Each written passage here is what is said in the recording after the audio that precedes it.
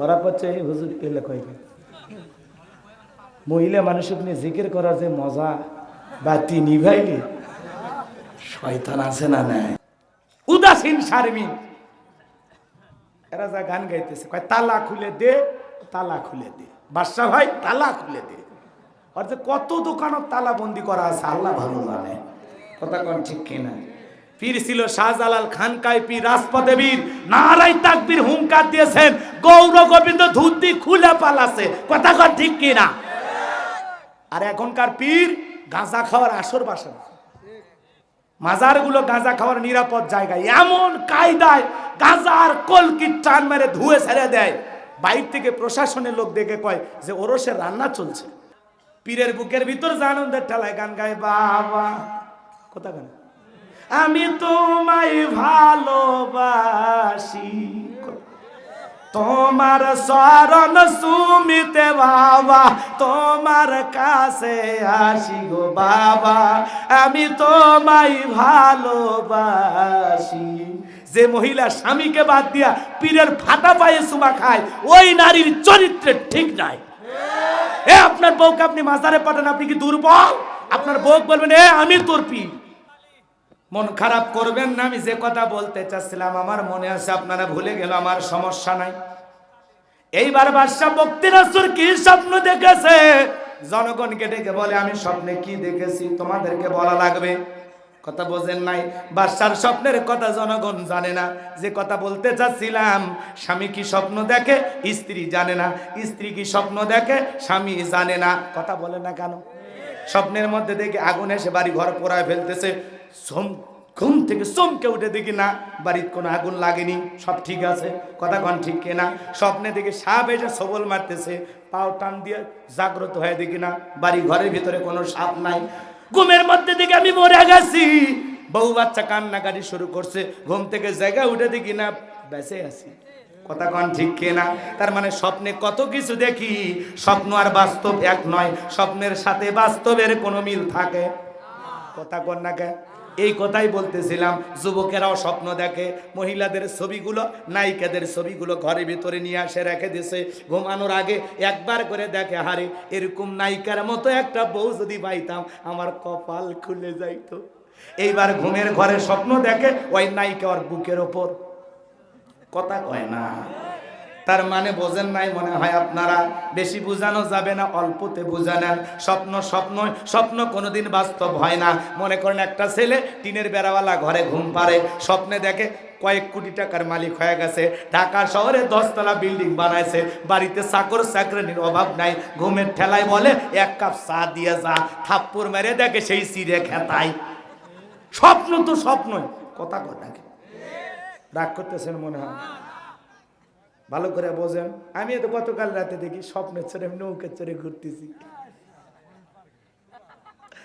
কয় কি বিশ্বাস করতে চান সত্যি কথা বলতেছি আমি স্বপ্নে দেখি নৌকা চড়ে ঘুরতেছি কয়েকজন বন্ধু বান্ধব মিলিয়া কথাকে বুঝতে পারতেছেন তাহলে আমি যে স্বপ্নে নৌকা চড়ে কালকে ঘুরছি আপনারা জানেন বললাম দেখে শুনছেন তাই না আর আপনি স্বপ্নে দেখছেন না স্বপ্নে দেখতেছেন জমি ধান কাটতেছেন আলু লাগাইতেছেন কথা কয় না তার মানে সারাদিন যেই জিনিসটা খেয়াল করা হয় চিন্তা ভাবনা করা হয় মাঝে মাঝে স্বপ্নের ভিতরে ওই জিনিসটাই চলে আসে কথা বলে ঠিক কিনা এইবার বাদশা কি স্বপ্ন দেখেছে জনগণ জানে বাদশা এবার বলতেছে আমি স্বপ্নে কি দেখেছি স্বপ্নের কথাও তোমাদেরকে বলতে হবে স্বপ্নের ব্যাখ্যাও বলতে হবে জনগণ ডেকে বলে বাদশাহ তো পাগলামি কথা স্বপ্নের কথা আপনি বলবেন আমরা ব্যাখ্যা বলে দেব বাদশাহ ডেকে বলে কেন পাগলামি কথা তোমরা নাকি গায়েব জানো কি জানো কি জানো দুনিয়ার কোনো মানুষ গায়েব জানে না গায়েবের ইলম কার কাছে আল্লাহ সারা দুনিয়ার কোনো মানুষ গায়েব জানে না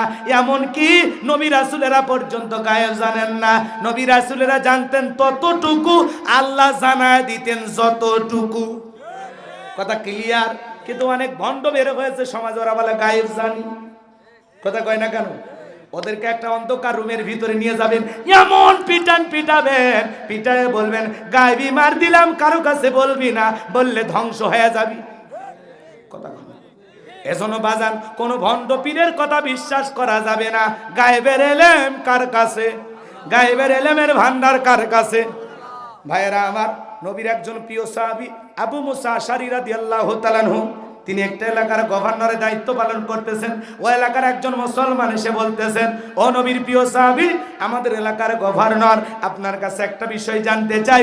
আলিফ লাম মিম, আলিফ লাম মিম সাদ, আলিফ লাম রা, ইয়াসিন, তাহা, এগুলো একটু আপনার কাছে জানতে চাই।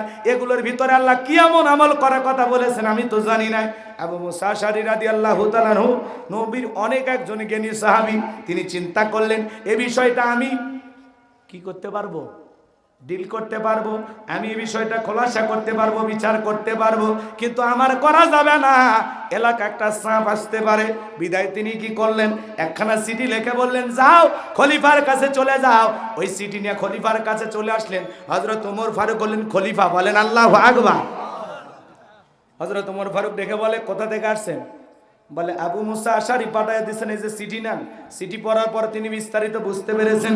এইবার জিজ্ঞাসা করেন তুমি কি জানতে চাও? বলে আলিফ লাম মিম, আলিফ লাম রা, তাহা, ইয়াসিন, নুন, কফ, এগুলো হরফে মুকাত্তাআত। এগুলোর ভিতরে আল্লাহ কি এমন আমল করার কথা বলেছেন আমি তো জানি না, আমল করতে পারি না।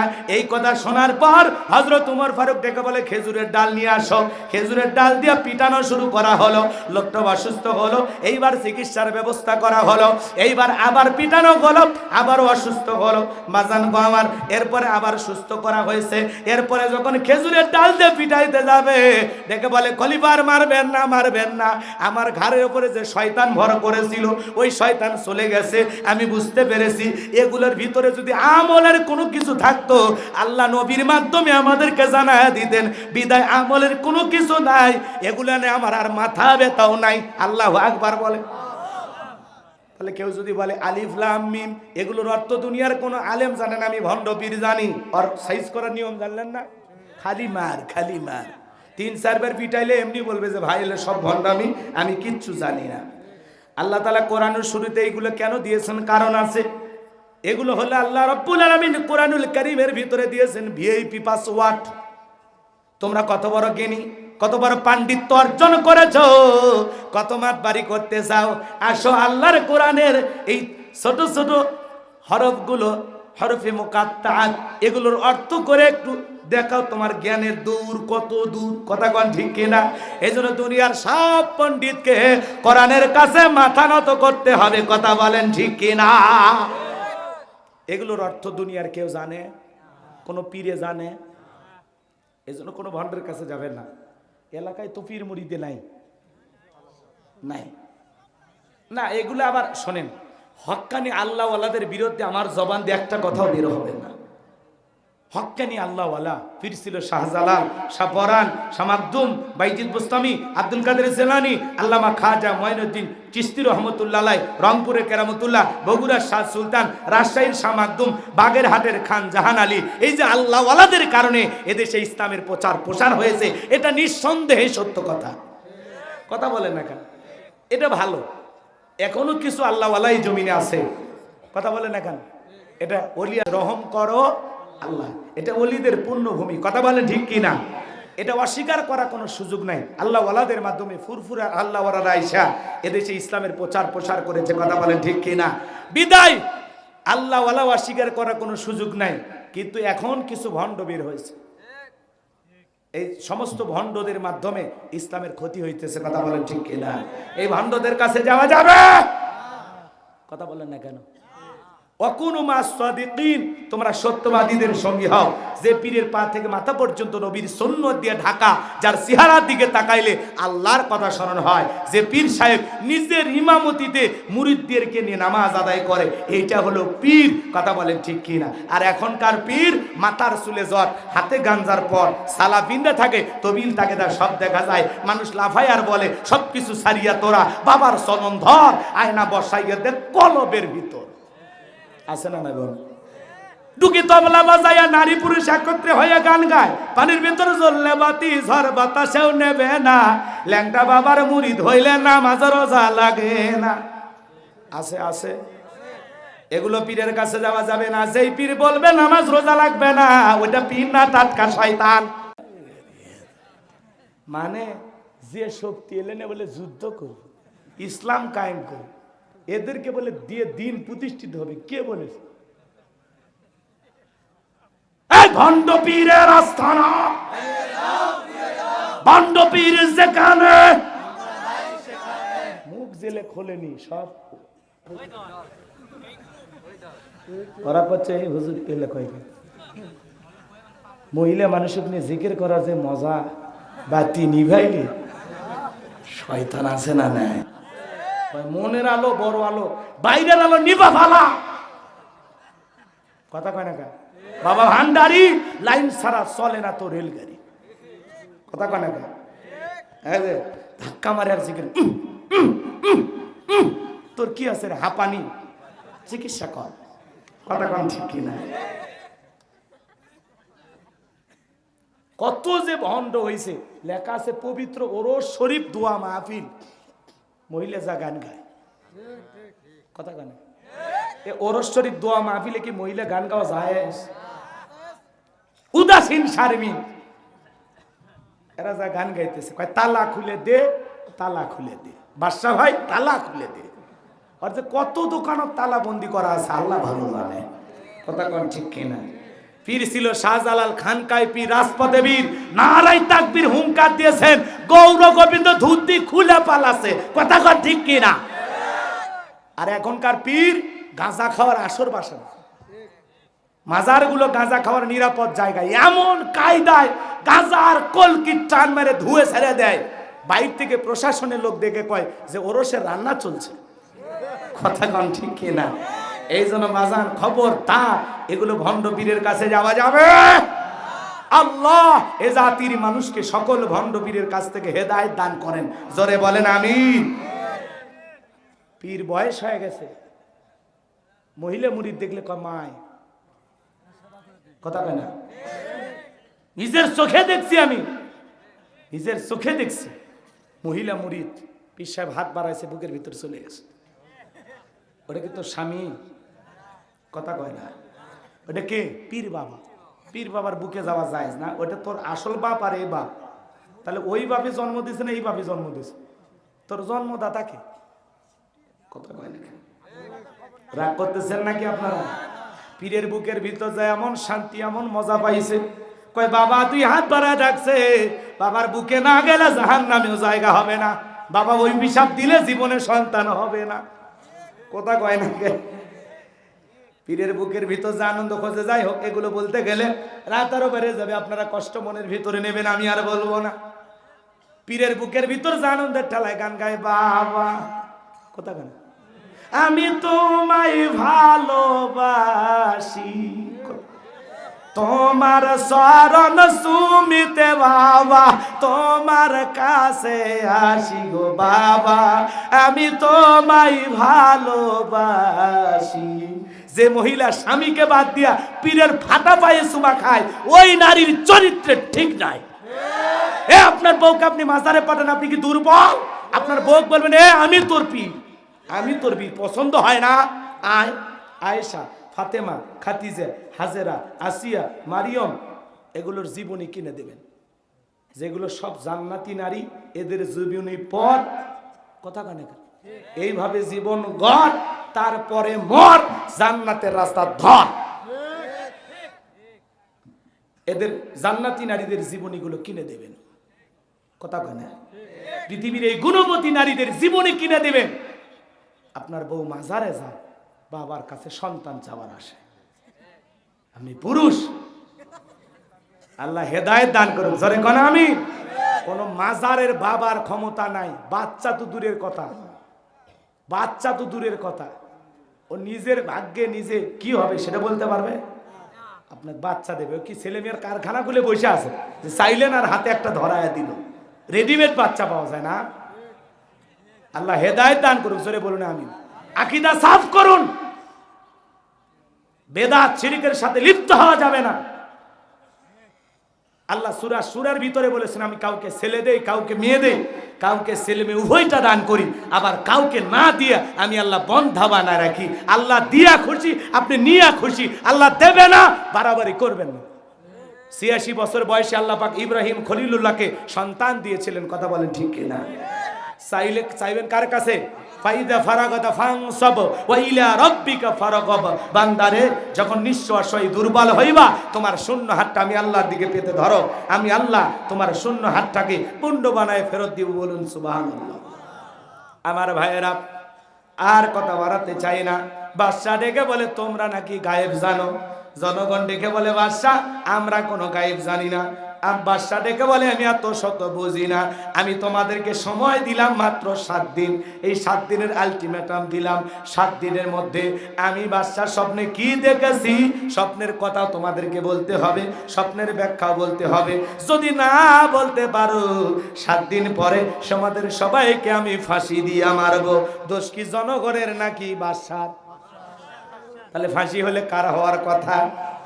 কিন্তু দেবে জনগণের। এটাই হলো জালেমদের পাওয়ার। কথা কোন ঠিক কিনা? নিজেরা অপরাধ করবে আর সেই অপরাধের সমস্ত দোষ জনগণের উপরে চাপায় দেবে। কথা বলেন ঠিক কিনা? আর ওরা নিজেদেরকে সাধু সন্ন্যাসী মনে করে, নিষ্পাপ নিষ্কলঙ্ক ধোয়া। কথা কয় না, সব জান্নাত থেকে পালিয়ে যাচ্ছে। আল্লাহ হেদায়েত দান করেন, জোরে বলেন আমিন। নিজে করে অপরাধ অন্যায় আর সব অন্যের ঘাড়ে চাপায়া দেয়। কথা বলেন ঠিক কিনা?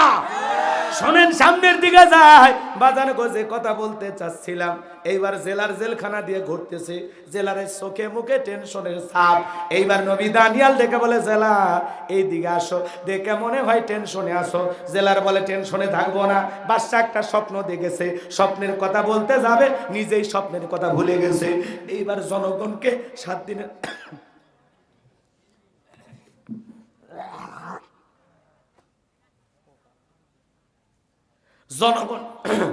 জনগণকে 7 দিনের আলটিমেটাম দিয়েছে।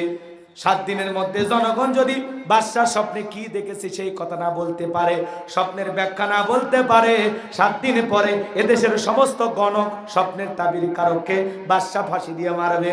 নবী দানিয়াল ডেকে বলে জেলার বাদশার কানে খবর পৌঁছায় দাও, তোমার বাদশা স্বপ্নে কি দেখেছে সেই কথাও আমি জানি, স্বপ্নের ব্যাখ্যাও জানি। সুবহানাল্লাহ। এইবার জেলার মারছে দৌড়, বাদশার কাছে যা বলে বাদশা আর টেনশন করা লাগবে না, আপনার টেনশন দূর করার ঔষধ পাওয়া গেছে। জেলখানা একটা আসামি আছে কয়েদি, আপনি স্বপ্নে কি দেখেছেন সেই কথাও জানে, স্বপ্নের ব্যাখ্যাও জানে, তাই নাকি? বলে হ্যাঁ। ঠিক আছে, যাও ওই বাজানকে আমার কাছে নিয়ে আসো। এইবার নবী দানিয়ালকে যখন বলা হলো চলো চলো আমাদের বাদশা তোমাকে ডেকেছে, নবী দানিয়াল ডেকে বলে শোনো আমার একটা শর্ত আছে, আমার ৭০,০০০ লোককে গ্রেফতার করা হয়েছে, একে একে ওদেরকে আগে জেলখানা থেকে বের করে দাও, সবার শেষে আমি বের হব। জোরে বলেন সুবহানাল্লাহ। নবীদের আদর্শ কত সুন্দর হয়, বলেন আল্লাহু আকবার। এজন্য বাজার নবীদের আদর্শে যারা রাজনীতি করবে, দুনিয়ার মানুষকে নেতৃত্ব দেবে, তারা হবে সঠিক নেতা। কথা বলেন ঠিক কিনা? যাত্রার পিছনে মিছিল স্লোগান করে কোনো লাভ নাই। আপনি মিছিল করতে করতে শেরপুর শহরে চলে গেলেন, নেতা পাইছে খান ট্যাবলেট খান, ট্যাবলেট খান, ট্যাবলেট খান, যেখানে আমরা আছি সেখানে ট্যাবলেট খান, কবরে তোমরা কেন ওপরে? নেতার মিছিল করতে যায় প্রশাসনের লোক নেতা সহ 100 জন কর্মীকে গ্রেফতার করে জেলখানায় নিয়ে গেল। নেতার তো মামু খালুর অভাব নাই, সকালে জেলখানায় ঢুকে বিকেলে বের হয়। কিন্তু আপনি গরিব মানুষ, একদিন মাঠে কাজ না করলে আপনার বাড়িতে চুলায় আগুন জ্বলে না, একদিন রিক্সা না চালালে আপনার বইয়ের মুখে এক মুঠো ভাত জুটবে না। আপনি গরিব মানুষ, নেতার ভালোবাসা আবেগের ঠেলায় মিছিল করতে গেছেন। নেতা যদি ভালো হইতো দেখে বলতো আমার জামিনের চিন্তা পরে করো, আগে আমার এই গরিব কর্মচারী গরিব কর্মীদের জামিনের ব্যবস্থা করো। আমার একটা কর্মী জেলখানায় থাকা অবস্থায় আমি নেতা বাহিরে বের হব না। এরা হলো আদর্শ নেতা। আপনি সেই নেতার পিছনে দৌড়াবেন যে নেতা আপনার বিপদে পাশে দাঁড়াবে, আপনার কোনো কিছু হয়ে গেলে আপনার পরিবারের দেখাশোনা করবে, দায়িত্ব নেবে, আপনার পরিবারের মুখে দুমুঠো খাবার তুলে দেবে। কথা কন না? যে নেতা আপনার দুঃখে কাঁদবে আপনিও তার দুঃখে কাঁদেন, যে আপনার সুখে হাসবে আপনিও তার সুখে হাসেন, যে নেতা আপনার জন্য জীবন দিতে রাজি আপনিও তার জন্য জীবন দিতে রাজি। নিজে খামাখা লাভ দিয়া বউ বাচ্চা বিপদে ফেলান না, বুঝে লাভ দেন। কথা কয় না? ইসলামী আন্দোলনের কর্মী, লালমনির হাটে গেল জেলখানায়।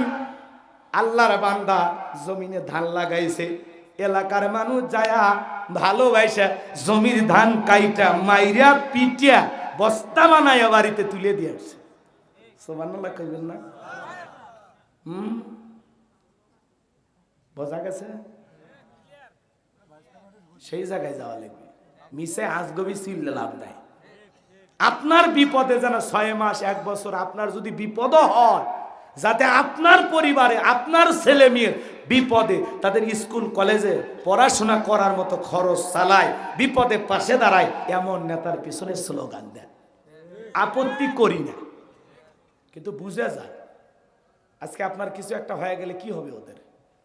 কথা কয় না কেন? আল্লাহ আমাদের বোঝার তৌফিক দান করেন, জোরে বলেন আমিন।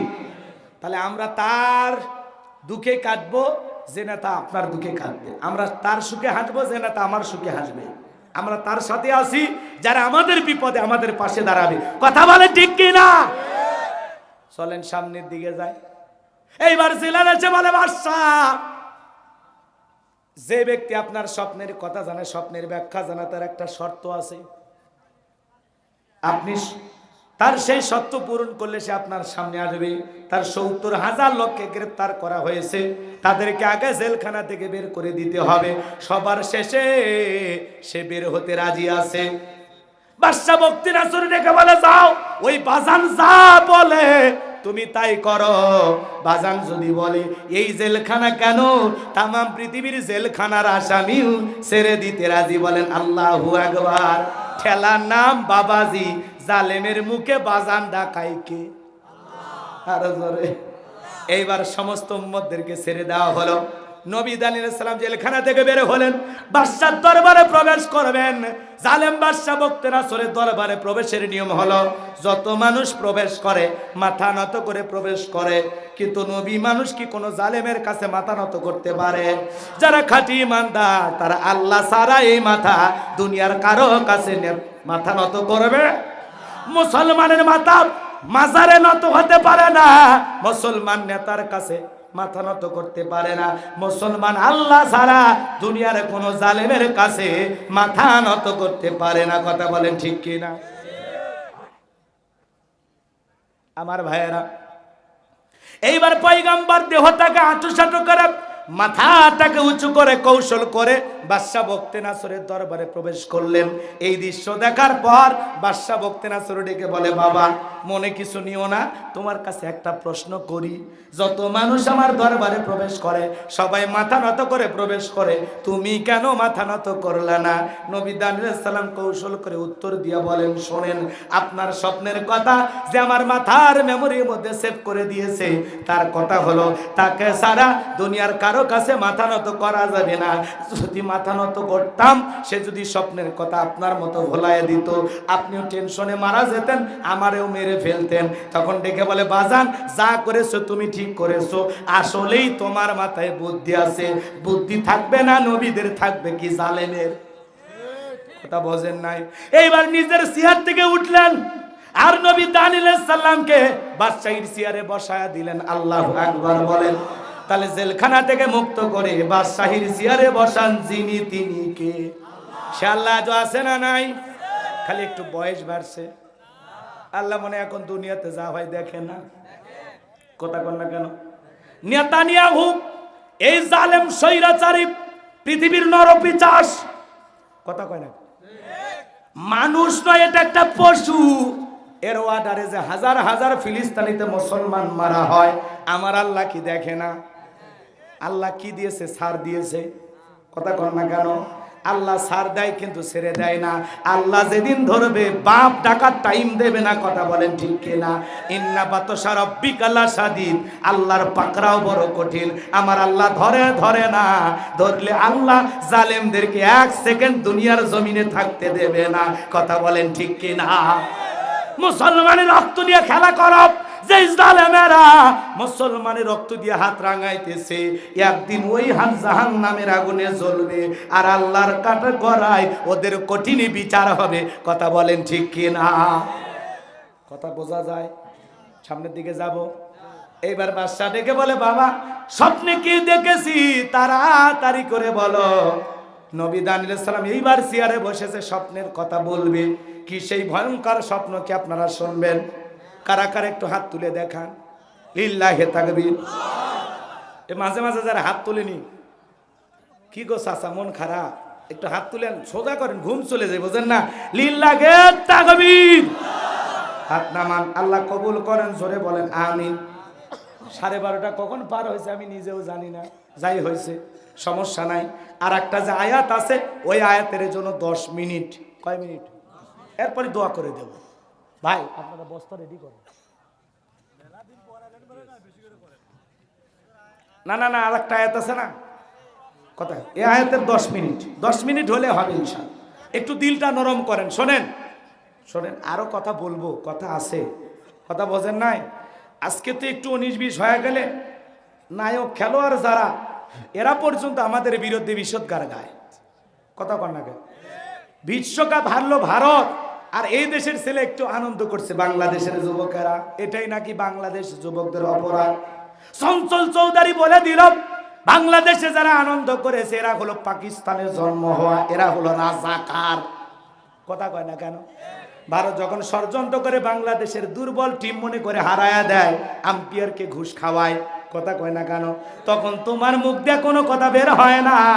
ভারতকে পরাজিত করে অস্ট্রেলিয়া বিশ্বকাপ মাইরা পায়ের তলে কাপ নিয়ে ঘুরতেছে, এ কথা কয় না কেন?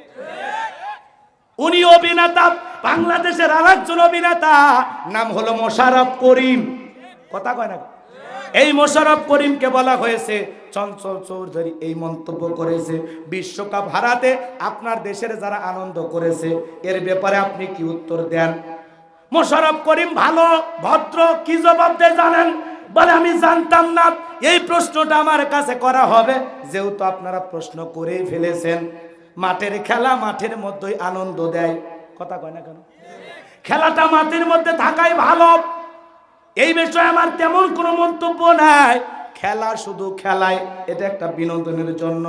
যারা জিতবে তারা তো হাসবে, যারা পরাজয় বরণ করবে তারা কাঁদবে। এই বিষয়গুলো নিয়ে আমি বেশি কথা বলতে পারি না, আমি খুব বড় কথা বলতে চাই না।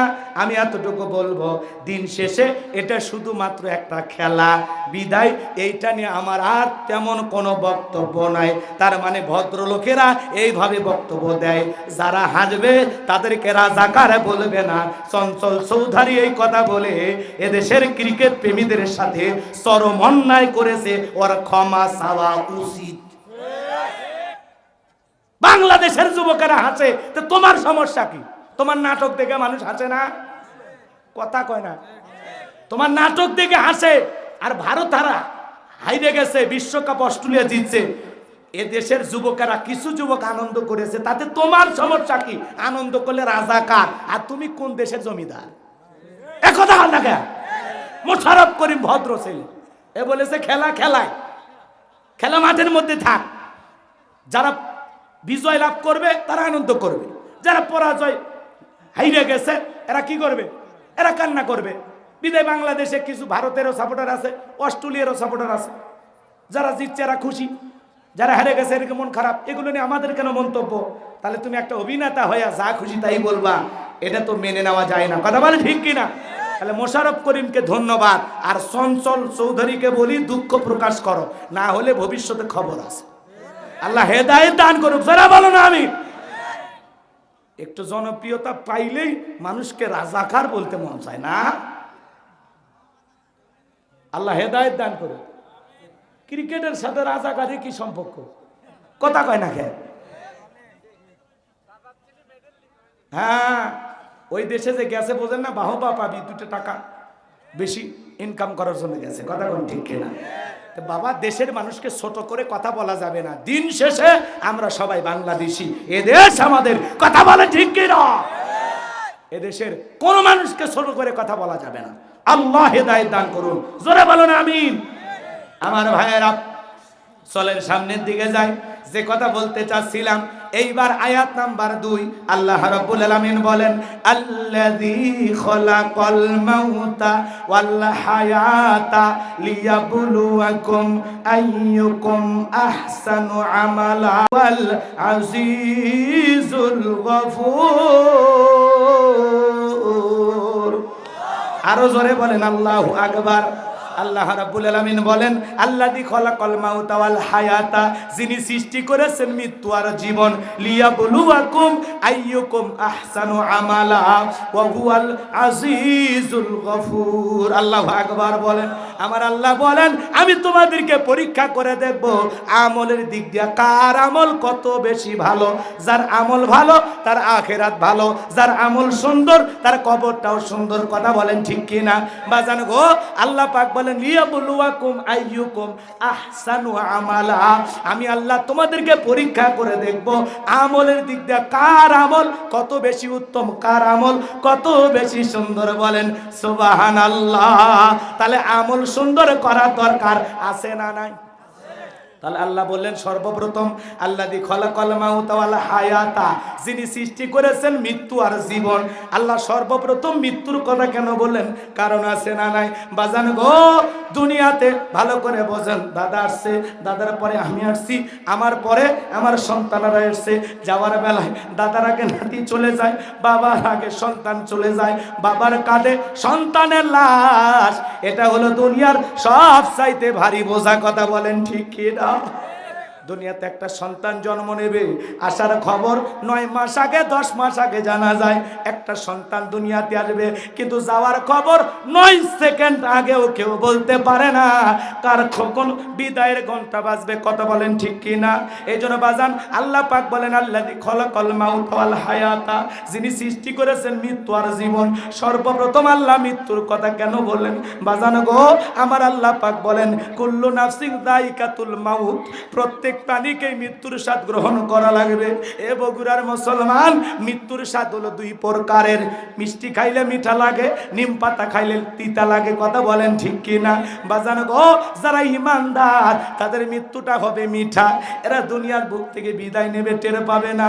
মায়ের কোলে দুধ পান করতে করতে সন্তানটা যেমন ঘুমের মধ্যে চলে যায়, ওই সন্তানটা যেমন টের পায় না, ঈমানদার তেমনি ভাবে দুনিয়ার বুক থেকে বিদায় নেবে, টেরও পাবে না। বলেন সুবহানাল্লাহ। কিন্তু যারা গুনাহগার নাফরমান, এদের জানটা যখন কবজ করা হবে, পায়ের গোড়ালি থেকে মাথার চুলের গোড়ালি পর্যন্ত হুটো দৌড়াদৌড়ি করবে, চোখগুলো বড় বড় করে, পেশাব পায়খানা করে দেয়। 6 মাস আগে জবানটা বন্ধ হয়ে যায়। সন্তানেরা শরবত গুইলা বাবার মুখে চামচ দিয়ে তুলে তুলে খাওয়ায়, বাবা খাইতে পারে না, গালছি বেয়ে বেয়ে শরবত গুলো পড়ে যায়। বাজান গো, কার কখন মৃত্যু আসবে, মৃত্যুর জন্য প্রস্তুতি গ্রহণ করা লাগবে। যুবক রে, তুমি ভেবো না 10 তলা বিল্ডিং এ তুমি ঘুমাও, মনে করছো মালাকুল মউত লিফটের সুইচ কোথায় জানে না। যখন মৃত্যুর সময় চলে আসবে, তোমাকে বলা লাগবে না, তোমার আজরাইল তোমার সামনে চলে আসবে। এই জন্য আল্লাহ পাক বলেন আইনামা তাকুন ইদরিকুমুল মাউতু ওয়ালাউ কুনতুম ফি বুরুজিম মুশাইয়াদা। সূরা নিসার 78 নম্বর আয়াতে আল্লাহ পাক বলেন যেখানে থাকো, যে অবস্থায় থাকো, মৃত্যু তোমাদেরকে ধরবেই। মৃত্যু থেকে পালানোর কোনো রাস্তা খোলা নাই। বাজান গো, আজও কালো দুনিয়ার সফর সংক্ষিপ্ত করে সবাইকে বিদায় নিয়ে চলে যেতে হবে। দুনিয়াটা মুসাফির খানা, আজকে আছি কালকে থাকবো না। কথা বলেন ঠিক কিনা? সকালবেলায় বন্ধুকে দেখলাম বন্ধু ভালো আছে, সন্ধ্যাবেলায় খবর পাই বন্ধু আর বেঁচে নাই। কথা বলেন ঠিক কিনা?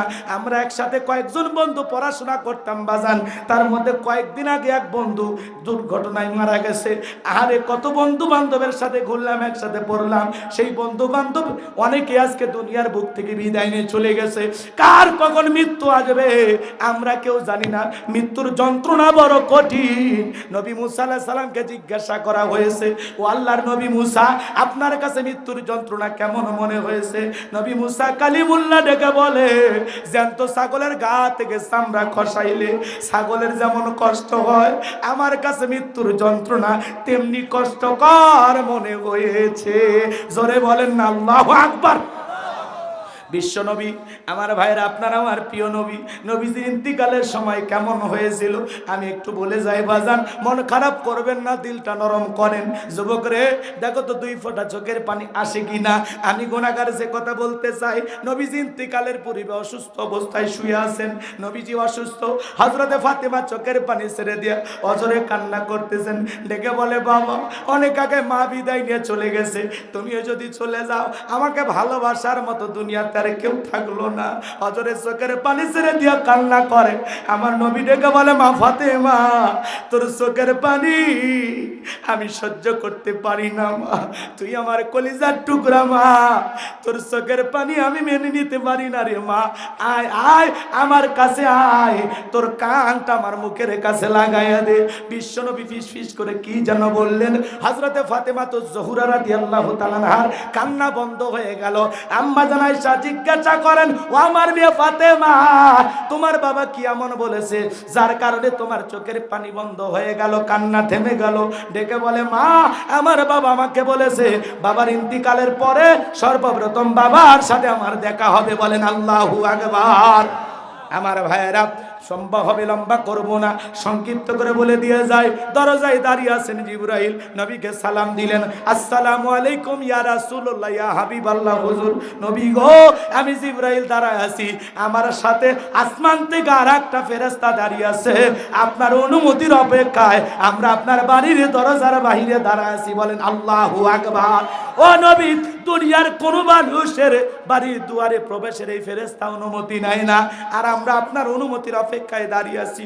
আমার নবী ফাতেমাকে ডেকে বলে, মা দরজা খুলে দাও, দরজা খুলে দাও। হলো আমার ভাইরা, এইবার মালাকুল মউত নবীজির কাছে উপস্থিত হয়ে সালাম দিলেন, আসসালামু আলাইকুম ইয়া রাসূলুল্লাহ ইয়া হাবিবাল্লাহ। হুজুর নবী হে, ও নবী গো, আপনার শরীরটা কেমন আছে একটু জানতে চাই। মালাকুল মউতের কথা শুনে, আজরাইলের কথা শুনে আমার নবী ডেকে বলে, মালাকুল মউত দেখতেছো আমি অসুস্থ অবস্থায় আছি, শরীর খুব একটা ভালো না। মালাকুল মউত ডেকে বলে, নবী গো, আমার আল্লাহ আমাকে বলেছেন আমার বন্ধুর কাছে অনুমতি নেবা, আমার বন্ধু যদি জান কবেজের অনুমতি দেয় তাহলে বন্ধুর জানটা কবেজ করবা, আর বন্ধু যদি অনুমতি না দেয় রে মালাকুল মউত, দেরি করবি না, দেরি করবি না, মুহূর্তের মধ্যেই চলে আসবি, আমার বন্ধুর যতদিন মন চায় দুনিয়ার জমিনে থাকবে। বলেন আল্লাহু আকবার। নবী আপনার অনুমতির অপেক্ষায় আছে। আমার নবী ডেকে বলে, মালাকুল মউত আজকে যাবার পরে কি তুমি আর কোনোদিন আসবা না? মালাকুল মউত ডেকে বলে, নবী গো, আবার যেদিন আমার আল্লাহ পাঠাইবেন সেদিন আমি আসবো, তবে আমার আল্লাহ বলেছেন আমার বন্ধু যদি আরো দুনিয়াতে থাকতে চাই থাকবে। মালাকুল মউত রে, আমার বন্ধু অনুমতি না দেওয়া পর্যন্ত বন্ধুর জানটা কবেজ করবি না। আমার নবীজি কিছু সময় পর সুস্থতা বোধ করলেন এবং মালাকুল মউতকে অনুমতি দিলেন, তুমি আমার জানটা কবজ করতে পারো। এইবার মালাকুল মউত যখন নবীজির জানটা কবজ করার জন্য নবীজির বুকের উপরে হাত রেখে দিয়েছেন, আমার নবীর এত কষ্ট লেগেছে বাজা। আমার নবী ডেকে বলে, মালাকুল মউত রে, আর সহ্য করতে পারি না, তাড়াতাড়ি করে হাত বুকের উপর থেকে নামায় আনে। আমার নবী চোখের পানি ছেড়ে দিয়ে কাঁদে আর ডেকে বলে, মালাকুল মউত রে, এই যদি হয় মৃত্যুর যন্ত্রণা আমার উম্মতেরা কেমনে সহ্য করবে? মালাকুল মউত ডেকে বলে, নবী বিশ্বাস করেন, দুনিয়ার সব চাইতে কম কষ্ট দিয়ে আপনার জানটা আজকে আমি কবজ করতেছি। নবী গো, আমার আল্লাহ আমাকে বারবার বলেছেন, মালাকুল মউত রে, আমার বন্ধুর সাথে যেন কোনো বিয়াদবি না হয়। বিশ্বাস করেন গো নবী, দুনিয়ার সব চাইতে কম কষ্ট দিয়া সতর্কতার সহিত আপনার রূহটা বের করার আমি চেষ্টা করতেছি। আমার নবী ডেকে বলে, মালাকুল মউত, এই যদি হয় মৃত্যুর সব চাইতে কম কষ্ট কম যন্ত্রণা আমার উম্মতেরা কেমনে সহ্য করবে রে? এ মালাকুল মউত, আমার কাছে ওয়াদা দাও, আমার উম্মতকে তুমি কষ্ট দিবা না। যে নবী মৃত্যুর আগেও উম্মতের কথা ভাবলেন, সেই নবীকে ভালোবাসার দরকার আছে না নাই? সেই নবীর সুন্নত মুখে রাখার দরকার আছে না নাই? সেই নবী রেখে যাওয়ার জীবন বিধান মোতাবেক চলার দরকার আছে না নাই? সেই নবীর আদর্শ জমিনে কায়েম করার দরকার আছে না নাই? এ যুবক কথা শুনে যাও, আমি যে কথা বলতে চাচ্ছিলাম বাজান গো আমার, লম্বা হবে সংক্ষিপ্ত করে বলে দিয়ে যায়। মালাকুল মউত ডেকে বলে, নবী গো আপনার কাছে আমি ওয়াদা দিলাম, যারা আপনার উম্মতের মধ্যে বিশ্বাসী উম্মত হবে, যারা আল্লাহর নেককার গোলাম হবে, যারা আপনার বিধান মোতাবেক চলবে, যারা নেক আমল করবে, খাঁটি মুমিন মুত্তাকি হবে, নবী গো তাদের জানটা কবজ করার সময় আমি সতর্কতা অবলম্বন করব, সবচাইতে কম কষ্ট দিয়া আপনার ইমানদার নেককার উম্মতের জানটা আমি বের করব। আরো জোরে বলেন না সুবহানাল্লাহ। আমার ভাইয়েরা সংক্ষিপ্ত করে বলে দিয়েছেন, নবীজির বুকের ওপরে যখন জানটা বের করার জন্য দ্বিতীয়বার হাত রাখা হলো, আমার নবী সহ্য করতে পারলেন না, ডেকে বলে, মালাকুল মউত রে সহ্য করতে পারি না, তাড়াতাড়ি করে হাতটা নামায় নে। আবারও হাতটা নামায় নেওয়া হলো। আমার নবী ডেকে বলে, মালাকুল মউত আমার কাছে মনে হয় পাহাড় আমার বুকের উপরে চেপে ধরা হয়েছে, এই যদি হয় মৃত্যুর যন্ত্রণা আমার উম্মতেরা সহ্য করতে পারবে না। আমার নবী মৃত্যুর পূর্বেও বারবার উম্মতের কথা ভেবেছেন, কথা বলেন ঠিক কিনা? আমার ভাইয়েরা, নবীর জন্য যদি মৃত্যুর যন্ত্রণা এই হয়, সেই মৃত্যু আপনাকে আমাকে ধরবেই, কথা বলে না? সেই মৃত্যুর স্বাদ আপনাকে আমাকে ভোগ করা লাগবে। যুবকরে আজ হোক কাল হোক তোমাকে আমাকে মৃত্যুবরণ করা লাগবে। কত যুবক পরীক্ষার রেজাল্ট ভালো না আত্মহত্যা করে মারা যায়। তোমার মতো কত যুবক মোটর সাইকেলে সকালবেলা সেলফি তুললো, দোস্ত রে মোটর সাইকেল নিয়ে ঘুরতেছি, বিকেলবেলা ট্রাকের তলে যাইয়া লাশ হইয়া বাড়িতে ফিরে আসলো। তোমার মতো কত যুবক এই সফরে চলে গেল ঘুরতে বেড়াইতে, লাশ হয়ে বাড়িতে চলে আসলো। কার কখন মৃত্যু হবে আমরা কেউ জানি না। যুবক রে 7 দিনের সফরের জন্য যদি তুমি কক্সবাজারে যাও, তোমার একটা ব্যাগ থাকে, ওই ব্যাগের ভিতর তোমার কাপড় চোপড় থাকে, প্রয়োজনীয় কাপড়গুলো ব্যাগের ভিতরে নাও, প্রেমিকার ডায়েরি নাও, মোবাইল নাও, চার্জার নাও, টিকিট নাই, কাগজপত্র যা যা লাগে ওই ব্যাগের ভিতরে নাও। সফর মাত্র 7 দিন, 7 দিনের সফরের জন্য তোমার একটা ব্যাগ লাগে, ব্যাগ ছাড়া তুমি সফর করতে পারো না। যুবক রে পরকালের সফর চিরকালের সফর। যুবক রে যেই অন্ধকার কবরের শুরু আছে শেষ নাই, যেই পরকালের জীবনের শেষ আছে শেষ নাই। দুনিয়ার জীবন জীবন নয়, পরকালের জীবন হলো আসল জীবন, কথা বলেন ঠিক কিনা? ওই পরকাল নামের সফরে যাওয়ার আগে যুবক রে দেখো তোমার আমল নামের একটা ব্যাগ রেডি আছে কিনা, দেখো তো ওই ব্যাগের ভিতরে নামাজ আছে কিনা, হজ আছে কিনা, যাকাত আছে কিনা, দান খয়রাত আছে কিনা, পিতামাতার খেদমত আছে কিনা, স্ত্রীর সাথে ভালো ব্যবহার করেছো কিনা, পাড়া প্রতিবেশীর হক আদায় করেছো কিনা, আত্মীয় স্বজনের হক আদায় করেছো কিনা। দেখো তেরে যুবক, আল্লাহর কাছে যাওয়ার আগে, কবরে সলজব দেওয়ার আগে, পরকালে আসামির কাঠ করায় দাঁড়ানোর আগে, বিচার দিবস মালিক ইয়াউমিদ্দিন শেষ বিচার দিবস কায়েম হওয়ার আগে একটু নিজের হিসাবটা নিজে করে একটু মরার দরকার আছে না নাই? 2 মিনিট বালিশে মাথা রেখে একটু চিন্তা করো যুবক, তুমি যে কাজগুলো করেছো আজ পর্যন্ত জীবনে, এই কাজ দিয়ে কি আসলে আখিরাতে পার পাওয়া যাবে? আল্লাহর আদালতে পার পাওয়া যাবে? যুবক রে আল্লাহর আদালতের বিচারে কাঠ করায় দাঁড়ার আগে নিজের আমলনামার হিসাব কইরা, গুনাহের কথাগুলো স্মরণ কইরা তওবা করে আল্লাহর কাছে ফিরে আসতে কারা কারা রাজি? 2 হাত তুলে একবার আল্লাহকে দেখান। আল্লাহ আমাদের সবাইকে নেক আমল করার তৌফিক দান, জোরে বলেন আমিন। নামাজ আদায় করার তৌফিক দান, জোরে বলেন আমিন। আরো জোরে বলেন আমিন। আল্লাহ আমাদের সবাইকে নেককার বান্দাদের কাতারে শামিল করেন, জোরে বলেন আমিন। ওয়াখিরি দাওয়া। 2টা ঘটনা যদি বলতে যায় অনেক কষ্ট হবে আপনাদের। রাগ করতেছেন আপনারা? ছোট তো করা যাবে না, বাদশার ঘটনাটা বলতে গেলে আরো কমপক্ষে ঘন্টাখানিক ওয়াজ করা লাগবে। এখন রাত বাজে 1টা, 2টা বাজাবো নাকি? হযরত আলীরটা শেষ করে দিই, একটা শেষ করি। কষ্ট হচ্ছে আপনাদের? শোনেন, বাংলার জমিনেও এমনও ঘটনা ঘটে। আজকে চট্টগ্রামের একজন আসামি বিচারকের কাছে জামিন না পাওয়ার কারণে আদালতে বিচারকের দিকে জুতা মারছে।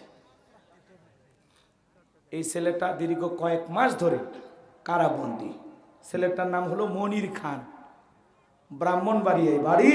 বিচারক যখন জামিন দেয় না, রাগান্বিত হইয়া রাগকে কন্ট্রোল না করতে পারিয়া এই ছেলেটা যিনি বিচারক ছিল তাকে কি করছে, আমার জামিন দিল না, এই জন্য জুতা নিক্ষেপ করছে।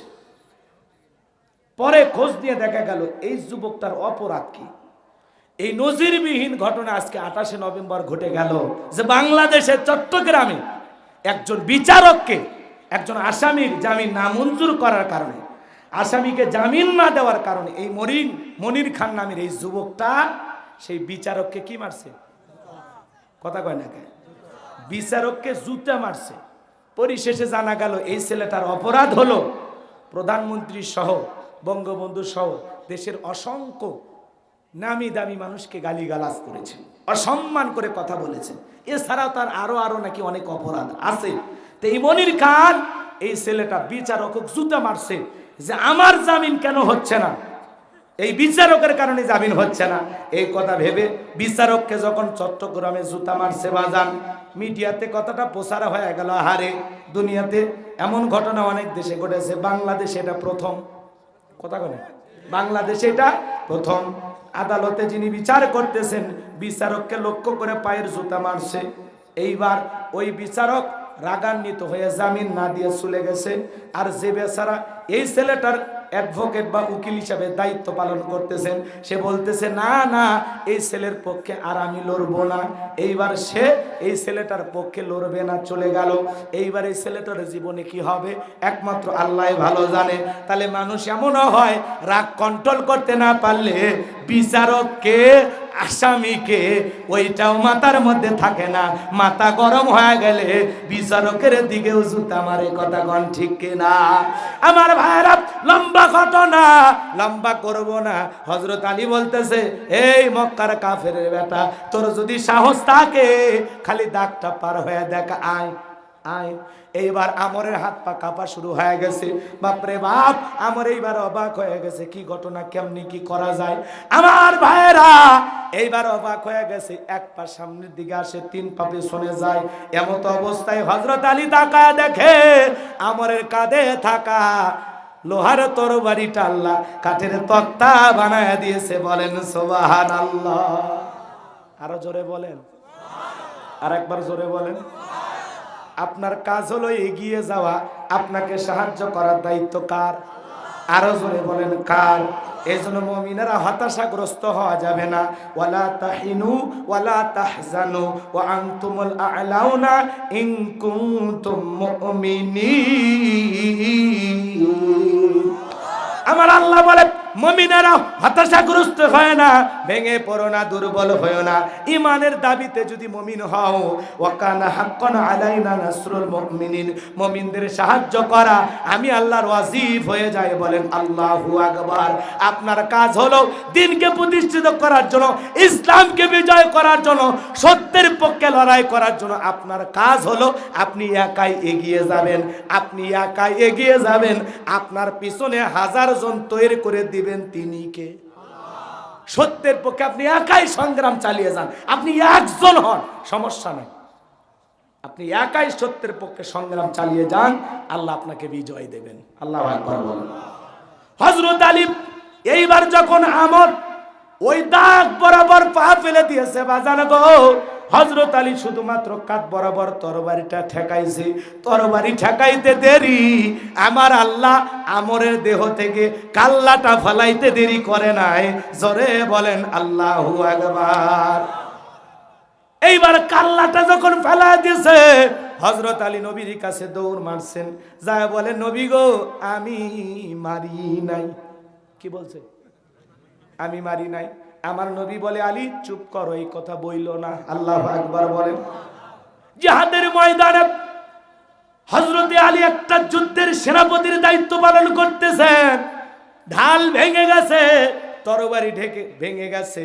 হযরত আলী এবার কামস দুর্গের বিশাল দরজাটা এক হাতে তুইলা জিহাদের ময়দানে যুদ্ধ করতেছেন। যুদ্ধ করতে করতে হযরত আলীর বীরত্বের কারণে সেদিন মুসলমানেরা যুদ্ধে বিজয় লাভ করেছে। বলুন সুবহানাল্লাহ। যুদ্ধ করার পর দরজাটা এত জোরে ফিক মেরেছেন, এত জোরে ছুঁড়ে ফেলে দিয়েছেন, কয়েক হাত দূরে যায় পড়ছে। বলেন আল্লাহু আকবার। এইবার নবীজির কাছে যুদ্ধ শেষে সাহাবায়ে কেরাম যায়, সবাই হযরত আলীর প্রশংসা, হযরত আলীর প্রশংসা ডেকে বলেন, নবী গো, জানেন না তো হযরত আলী কামুজ দুর্গের বিশাল দরজা তুলে ঢাল বানায়া যুদ্ধ করেছে। নবী বলে, তাই নাকি? বলে হ্যাঁ। হযরত আলীকে ডেকে বলে, আলী, কি শুনলাম তুমি নাকি কামুজ দুর্গের বিশাল দরজা তুলে যুদ্ধ করেছো? ডেকে বলে, হ্যাঁ নবী, আমি তাই করেছি। ওই দরজাকে ঢাল বানায় যুদ্ধ করেছি। আমার নবী ডেকে বলে, আলী, ওই দরজা একটু নিয়ে আসো। হযরত আলী বলে, আপনি থাকেন, আমি যাইতেছি। আমার নবী বলে, আলী না, আমিও সাথে যাব। নবী, আপনার কষ্ট করে যাওয়ার দরকার নাই, আপনি বসে থাকেন, আমি আসতেছি। আমার নবী বলে, না আলী, আমি নিজেই যাব, নিজের চোখে দেখতে চাই দরজাটা তুমি কেমনে তোলো। আল্লাহু আকবার বলেন। এইবার হযরত আলী সহ সাহাবায়ে কেরাম সবাই চলে গেলেন। যেই জায়গায় দরজাটা ফেলে দেওয়া আছে, হযরত আলী এক হাত লাগায়, ওঠে না। দুই হাত লাগাইছেন, শরীরের সবটুকু শক্তি দিলেন, দরজা তুলতে পারলেন না। লজ্জায় মুখটা লাল হয়ে গেলেন। আমার নবী ডেকে বলে, আলী, লজ্জা পাওয়ার কোনো কারণ নাই, মন খারাপ করার কোনো কারণ নাই। যখন তুমি জিহাদের ময়দানে যুদ্ধ করছিলে, তখন তুমি একাই শক্তিতে লড়ো নাই, তোমার সাথে আরেকজন শক্তি দিয়েছিলেন, তিনি আমার আল্লাহ।